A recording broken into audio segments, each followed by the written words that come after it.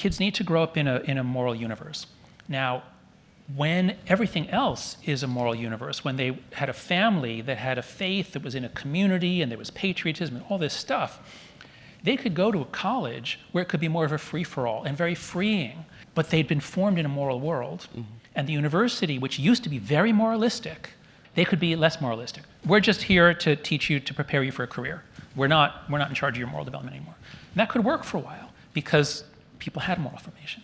But I believe what's happening now is because life online has shredded any possibility of shared meanings or shared understandings.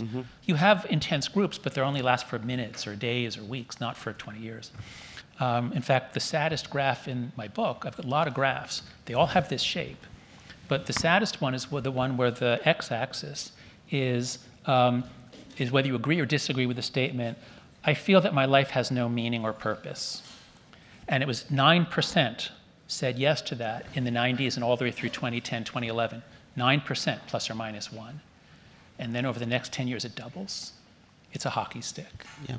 What's amazing is you spoke about in the 2010s about a great awakening. Yeah. And what I'm experiencing is a great awakening.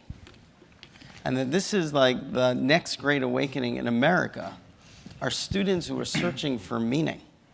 And that's what we're finding across the country because of the meaninglessness that is charted in the graph.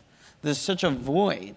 You know, we see this in faith-based universities. My colleagues in Notre Dame and in Baylor and in BYU and in faith-based universities, the 10% of the country are faith-based universities. You know, so much press is spoken about the 7 schools that represent like 0.01 of America. But actually America is shifting. And we're seeing it in surveys where students aren't just seeking professions when they go to college. They're seeking values. They're trying to find their place in the world.